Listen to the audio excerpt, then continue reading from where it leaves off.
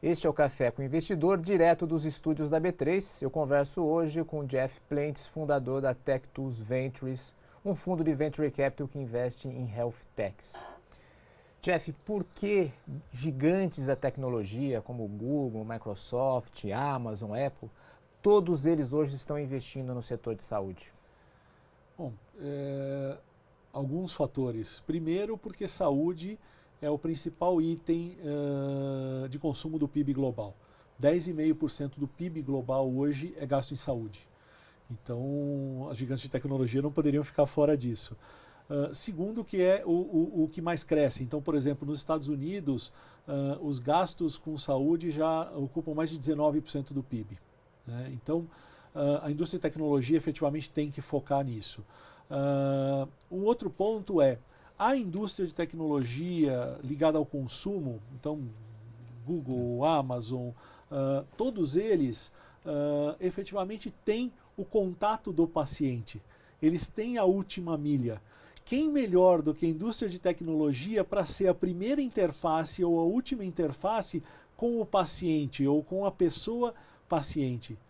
Então, nesse sentido, eles podem ser parceiros essenciais de tecnologia para absolutamente toda a cadeia de valor de saúde. Você tem uma ideia de quantas health techs existem no mundo hoje, inclusive no Brasil? Olha, no Brasil, pouco mais de 400. Há um ano atrás eram um pouco mais de 200. Então esse movimento está crescendo muito, o que é muito relevante. No mundo, a gente estima em torno de 3.000 que efetivamente façam sentido do mapeamento. O mapeamento que a gente tem de 38 países-chave, a gente está falando de mais ou menos 1.800 startups desses países. Agora, se a gente olhar todas as iniciativas que podem virar uma startup ou que pesquisas estão sendo desenvolvidas, eu diria que a gente tem um potencial para chegar em 5.000 startups de saúde no mundo nos próximos anos.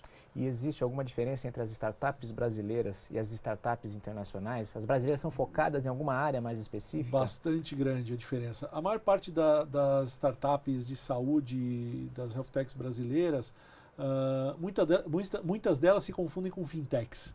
Ah, é? Porque elas querem resolver problemas de gestão e problemas de gestão, muitos deles ligados a finanças dentro do ambiente de saúde. Então, o brasileiro investe muito em gestão, investe muito na parte digital. A gente é muito bom em ler as necessidades do usuário e criar métodos para resolver problemas do dia a dia. Na parte científica, a gente está muito a pé, e aí as startups internacionais são as mais eficientes. Então, tudo que diz respeito à transformação real da saúde, vem do exterior. Hoje, pouquíssimas coisas estão acontecendo no Brasil. Por isso que é importante ter investimentos lá fora, porque senão você iria estar muito concentrado na questão de gestão apenas. Exato. E tem um outro ponto fundamental, que você escalar uma startup de gestão de saúde para o resto do mundo também demanda um investimento grande. Você escalar uma startup de ciência para o resto do mundo, ela é adotada quase que no boca a boca pela eficiência do problema que ela está resolvendo. Então, é perigoso a gente investir somente no Brasil em health techs por esses fatores conjunturais. Do seu portfólio hoje, qual é a relação entre startups brasileiras e internacionais? Hoje a gente tem 40% fora do país e 60% ainda no Brasil. Isso deve se inverter para 60-40, talvez já no próximo ano. E isso tem muito a ver com o próximo fundo que você está estruturando? Tem a ver exatamente com o próximo fundo. Nós estamos aumentando o ticket, quer dizer, um ticket de 4 milhões de reais vira um ticket de 4 milhões de dólares, 2 a 4 de dólar, que já é um ticket interessante para startups em early stage no exterior. A grande diferença do investimento que a gente tem capacidade de fazer no exterior para o que a maior parte de quem investe faz no exterior é que a gente consegue investir com tickets menores, com percentuais maiores, com uma calibração muito grande de retorno. Então, por exemplo, a maior parte dos fundos que estão criados aqui no Brasil para investir lá fora estão investindo percentuais pequenos, 1, 2, 3%, com tickets ainda que são talvez um pouquinho mais relevantes. A gente, por ser notadamente conhecido no resto do mundo e estar desenvolvendo esse trabalho e ter acesso ao mercado brasileiro, que é um mercado gigantesco, recebe uma oportunidade no early stage de investir tickets com tickets iguais, mas com percentuais muito maiores. E como você chega até as startups no exterior? A gente começou isso, na verdade eu comecei isso no movimento em 2014, porque eu queria entender se o que ia surgir de ciência na área de saúde ia matar as startups que a gente estava investindo. Isso me fez criar um mapeamento de startups ao redor do mundo, me conectando a mais de 100 centros de pesquisa e desenvolvimento, onde eu faço o mapeamento da ciência que está sendo criada ali, né? Isso acabou virando um método. Esse método está sendo transferido para a Fundação Getúlio Vargas agora nesse momento, está criando o Observatório Global de Inovação em Saúde, em conjunto conosco. Mas isso faz com que a gente tenha acesso àquela startup de forma muito embrionária. E as agências de investimento e negócio dos países estimulam essas startups a vir para o Brasil primeiro. Então, por exemplo, nós firmamos o primeiro acordo do governo finlandês com uma empresa privada no mundo, onde o Brasil virou primeiro mercado de acesso a health techs finlandesas. Olha. Agora estamos com um acordo similar com a Suíça, expandindo com o governo de Israel. Por que isso? Porque eles entendem o nosso conhecimento do cenário brasileiro e eles nos abrem a oportunidade de chegar nessas startups. Então, eu tenho um roadshow, por exemplo, em setembro. A gente sempre faz roadshows, pelo menos 2 por ano no exterior, para vender o Brasil. Vender o que é o maior sistema universal de saúde do mundo. Vender a possibilidade da maior rede de compras privada do mundo, que são 30% dos hospitais são filantrópicos, né? E os estrangeiros têm comprado isso e têm ficado interessados em trazer as startups para o Brasil para elas ganharem tração comercial aqui com a gente. Nesse roadshow você também aproveita para conhecer startups e investir em startups lá fora? Exatamente. A gente, ao fazer esse roadshow, a gente está apresentando as oportunidades do Brasil para startups lá fora.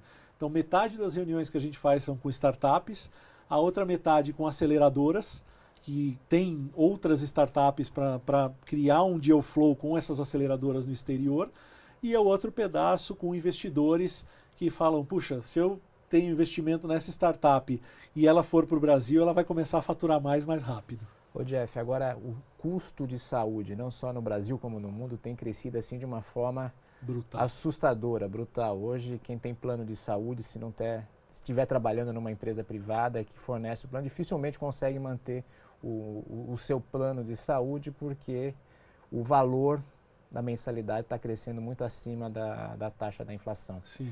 A tecnologia vai reduzir os custos do setor de saúde? Olha, ela já está reduzindo. Talvez a maior febre de startups de gestão são as que fazem gestão de sinistralidade, que é você botar inteligência artificial para medir os processos de assistência e tentar reduzir esses custos. Um exemplo, a HP, empresa brasileira de tecnologia, empresa de tecnologia que está aqui no Brasil, há 5 anos não tem reajuste junto à operadora do seu plano de saúde. Por quê? Essa gestão eficiente da sinistralidade usando tecnologias de inteligência artificial. Isso tem um limite para acontecer, né? A gente tem uma compreensão sistêmica um pouco mais profunda, até em relação aos planos. Por exemplo, 4% dos pacientes, isso é uma estatística mundial, né, geram 51% do custo dos planos de saúde, ou do custo de saúde, que são os pacientes crônicos. Então, se você não tiver um programa para identificação de crônicos e para uma resolução alta, uma resolutividade alta desses casos dos crônicos, o teu custo do plano vai ficar muito alto. Então, tem muito para se ganhar eficiência, mas a gestão de sinistralidade e do entendimento profundo da saúde é fundamental para você reduzir esses custos. E quais são as tecnologias mais quentes nessa área de saúde? Inteligência artificial é uma delas? Inteligência artificial, sem dúvida nenhuma, porque ela em todas as áreas, né? Em todas as áreas, né? Então, não tem como a gente fugir dela. obviamente que Big Data, blockchain, enfim, tudo que a gente fala da cesta de tecnologias, ela é relevante, né? Do ponto de vista científico, o que eu mais gosto é uma ciência criada por um brasileiro, né, que é o Marcelo Souza, que tem o nome dele numa fórmula do Einstein, do Candel. Explica quem que é o Marcelo Souza. O Marcelo Souza é o fundador da Bright Photomedicine, é uma empresa que a gente flertou para investir, mas acabamos não investindo, mas a gente admira muito. Ele criou uma fórmula de, com energia de luz, sensibilizar as células para que elas gerem a própria medicação. Então, por exemplo, isso pode ser usado em tudo. Na Rússia, desde a década de 70, se usa muito pouco antibiótico. Se usa o quê? Iluminação nos pontos para você fazer com que as células reajam. Essa é o remédio digital, é o remédio baseado na física. Quando você mistura isso com a química, por exemplo, nenhum dos antibióticos conhecidos hoje deve funcionar ou ter um efeito até 2050. É um dos estudos que se tem. Se você, por exemplo, a gente fez testes com essa tecnologia, você aplica um antibiótico no olho, 5% fica na região, 95% se perde. Quando você aplica isso com um estímulo físico, por exemplo, 95% da medicação fica concentrada e é absorvida e só 5% se dispersa. Então, tem ciências muito quentes que vão realmente ajudar...